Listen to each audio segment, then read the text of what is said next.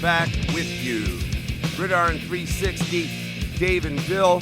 We are moving along in our updates and free agency, and we move from the AFC South to the AFC North. The Baltimore Ravens, the Pittsburgh Steelers, the Ohio teams, the Cleveland Browns and Cincinnati Bengals. So let's talk a little bit about what's happened over the past week. Again, we're bringing you updates. It's the 26th of March from about a week ago on the 19th because we were in the midst of the division by division, team by team, free agency talks for each team. So we wanted to update you with these. How goes it, Dave? It goes it. Okay. Good talk, Russ. See you out there. Yes. So let's talk about last week on the 19th. The Cleveland Browns signed defensive tackle Andrew Billings. Yep. It's a good pickup. Yep. I think that's a real good pickup. Young up-and-comer. Yes. They also signed cornerback Kevin Johnson on a 1-year deal. He's a little bit older, isn't Kevin Johnson? Don't know the answer to that. Okay. All right. We're doing good for y'all. We're doing good for y'all. Yeah, and we got a lot of licks we took on these teams, so we got to be on our game. We got to be on our game. Whoop. All right, let's go on. Cincinnati signs cornerback Torrey McTyer to a 1-year deal. And Pittsburgh gets offensive guard Steven Wisniewski. The Wiz. Nobody beats the Wiz. I think that's a pretty good deal too. That's to me that's a Pittsburgh Steeler type free agent move. Yep. The trenches. That's what they like. Keep in mind they lose B.J. Finney, and they one of their other offensive linemen I think retired, Ramon Foster. So bringing in Wisniewski, who's actually a native from the Pittsburgh area, coming home, gives them a little more strength and, if anything, depth on that offensive line. Yep. Moving right along, on the 20th, man, the Steelers were active. Even though we in our cast, we didn't think they had much to work with. And these aren't big signings necessarily, but they are active. So let's see. On the 20th, the Pittsburgh Steelers signed Eric Ebron, tight end, formerly of the Indianapolis Colts. It's a 2-year, $12 million deal. What do you think about this? I think we had brought it up because the Ebron deal was done before we hit our Pittsburgh Steeler free agency. Well, we brought it up when we did the questions. The comments. The comment ball. What do you think about the Ebron thing? I want to touch on it. I like it. I mean, again, as a Bears fan, looking at the 2-year, $16 million deal we gave Jimmy Graham, I would have liked this one a hell of a lot more, both as a player and as the money. What the heck? Yeah. How'd you miss that? Well, that's again, I think mainly why the Bears are getting hammered so hard with their free agent moves, because that was the first one, so it just stunk. But I like Ebron. You know, you're only going to get so much out of him. You know, he's showed promise at times where he could be like elite level, get downfield a little bit more, but he's never just consistently been able to put it together with any had team. Injury problems too. So he's another tight end with injury problems. Yeah, because you remember this is a first rounder outside. You know, coming out of North Carolina, going to Detroit, and then ends up moving over to the Colts. So this is a guy that he's certainly got potential, but I look at it and go, I like it better than what they did. Remember, this is a team that traded for Vanette, and Vanette's gone. Mm-hmm. So they lost the draft pick this year for Vanette. Who's no longer on their team. So I like this one. Could he mesh well with Vance McDonald? Potentially, yeah. It's not going to be, even though he's got some size, he's not the greatest blocker in the world. No.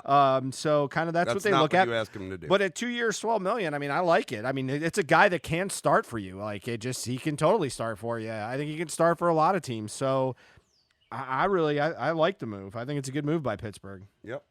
All right. Let's keep moving along. I like it too, by the way. I think, especially If Roethlisberger's back in form, that's a big body guy, and I think that it'll also do tremendous things for Juju Smith-Schuster at the wideout position. Take a little off of him now that he's the go-to wide receiver, and I love Juju. I think he's great talent. He's another character guy I truly believe in, especially after the last receiver that was such a great character guy, that friggin' nut. Anyways, good talk.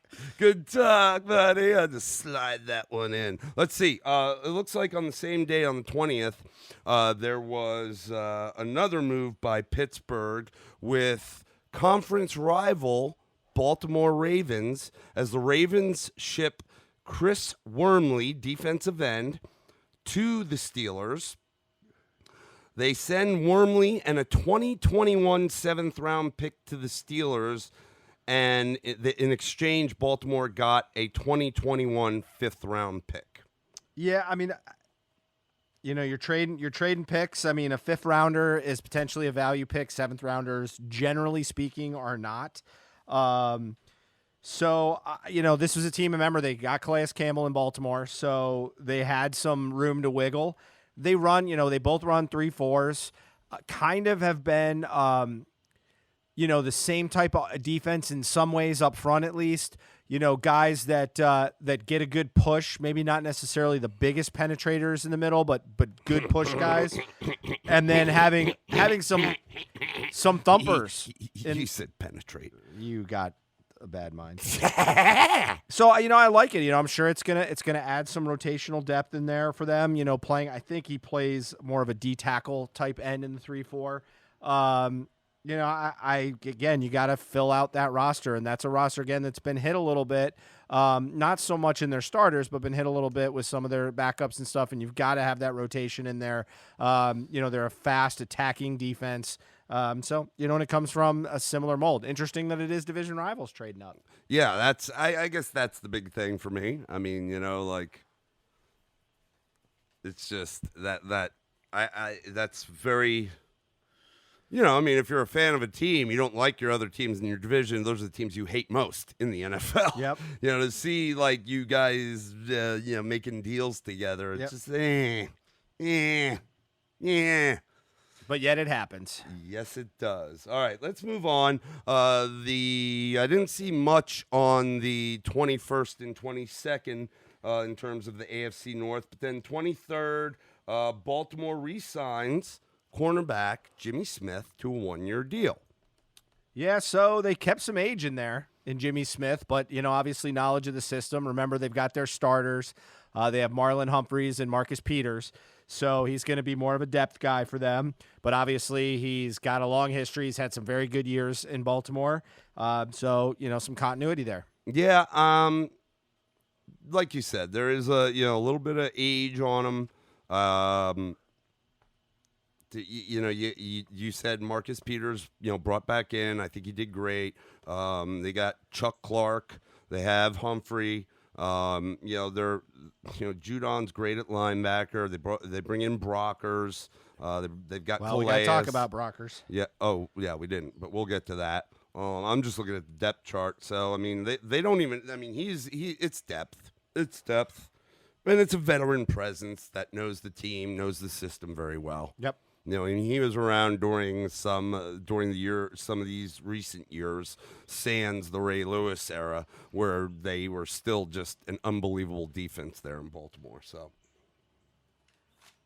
moving on, the 24th of March, we see the Cincinnati Bengals signing linebacker Josh Bynes. Okay, that's fine. Moving on to the 25th. Talked about this in the NFC South. You had dropped this. Safety Von Bell moves from the New Orleans Saints and is signed by the Cincinnati Bengals. I mean, I like to pick up. I mean, he's certainly a talented linebacker. Safety. Excuse me. Safety. But he's 3 years. We talked about it then. I think he's a better playmaker and tackling and in the run than he is in pass coverage. But he is young, and one of the things we are younger, comparatively speaking, to what we see. In that Cincinnati defense, there are some big names, but there's a lot of age there too. So that's what I'm kind of seeing with some of this, is that they're trying to, maybe flip that a little bit. Yep.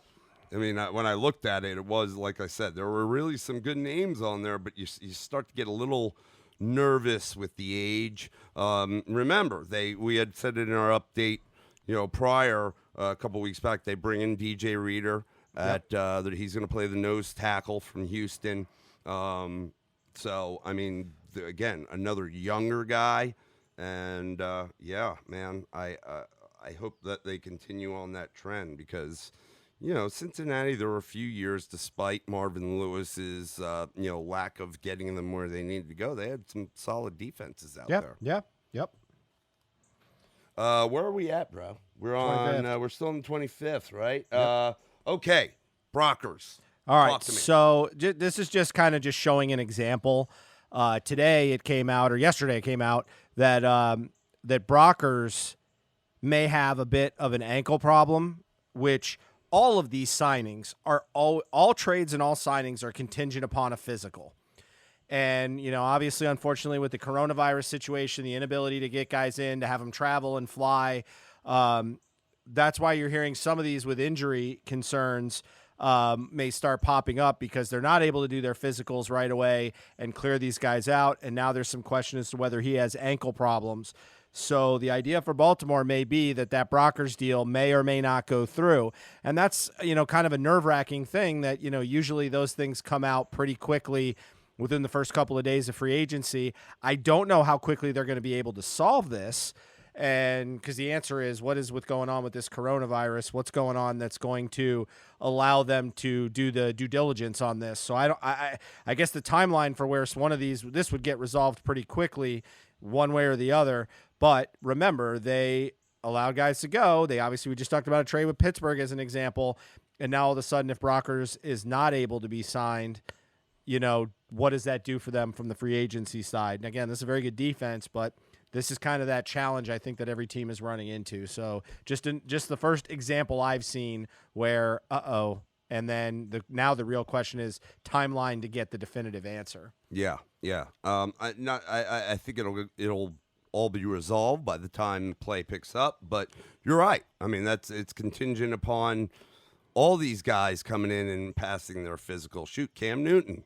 I mean, he's got to. If a team decides they want to take a chance on him, that is going to be contingent on him passing a physical. Yep, exactly. So, and that Liz Frank, I think that was the last problem he had, the foot thing, and that might, that again, this is an ankle issue.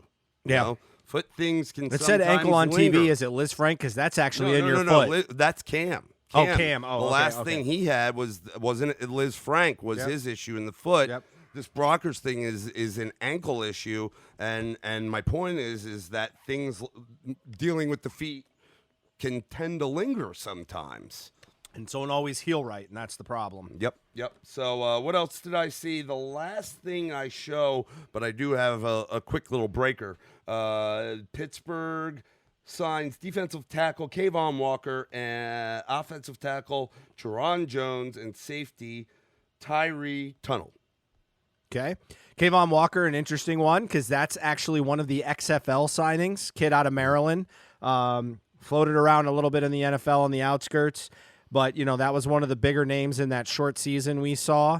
We already talked about P.J. Walker as another example, and I think you're going to break one, right, for us. That was another XFL guy, I think, that was in this division. Did you see it? What? Oh, I thought that was what you were talking about breaking. I just saw this just came up today, which is the 26th. Denard? No. The Ravens signed XFL long snapper Nick Moore. Again, not a huge move, but interesting. Just kind of what we were talking about XFL guys. Yeah, I like it. Is that kind of going on? Well, what I was going to bring is, and it's not necessarily pertaining to, well, it's not this division. I'm sorry, but I'm going to break it anyways. Darqueze Denard, the cornerback for the Jags. or the cornerback for the Bengals. That's why I was saying this division, because he was a Bengals cornerback, free agent, Darqueze Dennard. It looked like the Jags were going to get him, but he will remain a free agent because he was not able to come to terms with the Jags. So still a free agent under Cincinnati, I guess.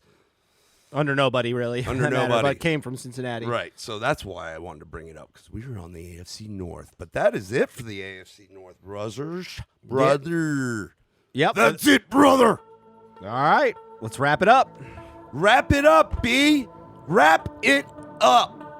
You ever see that Chappelle show? Wrap it up. Okay. Bye.